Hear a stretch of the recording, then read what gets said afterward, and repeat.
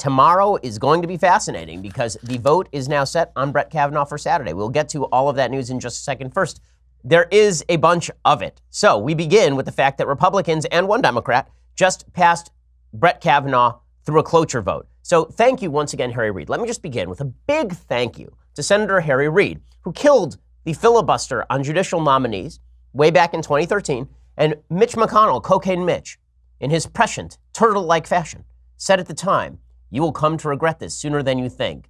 And oh boy, do Democrats regret it right now, because all it takes is 51 votes, not 60 votes, in order to elevate someone to the Supreme Court. The vote on Brett Kavanaugh was closer than expected, and that is because of the politically traitorous behavior of Lisa Murkowski of Alaska. Lisa Murkowski of Alaska voted no on cloture.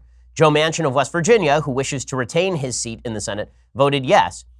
That means that it is now bipartisan opposition because of one vote. It's bipartisan opposition to Kavanaugh and also bipartisan support for Kavanaugh because of one vote. Basically, one Democrat voted yes, one Republican voted no on cloture. But this thing is too close for comfort. Wouldn't it be nice right about now if the Alabama GOP had not nominated Roy Moore to fill a Senate seat?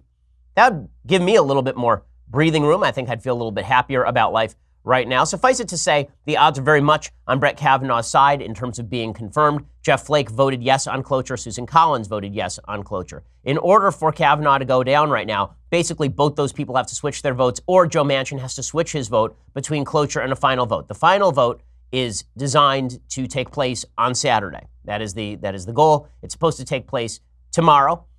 And Lisa Murkowski obviously is in the crosshairs because Lisa Murkowski, who lost her primary in 2016 and then won a write-in vote and won about 44% of the vote in her election before that in 2010 against a libertarian candidate.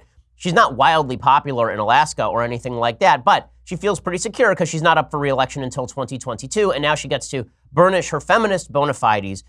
It would not be particularly surprising if the Democrats at some point win back the Senate, say in 2020. It would not be particularly surprising to see somebody like Lisa Murkowski switch to independent a la Jim Jeffords and then caucus with the Democrats in order to preserve her seat. That would not be a giant shock. So Murkowski votes the wrong way on this. Susan Collins votes the right way on cloture.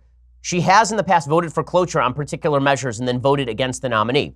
If she were to do that, if she were to vote in favor of cloture and then vote against the actual measure being taken, then you would see a 50-50 tie in the Senate broken by Vice President Pence, which is about the thinnest margin that you could put somebody on the court by. But hey, almost only counts in horseshoes and hand grenades, and this is neither. So as long as he gets confirmed, that's all that matters in the end.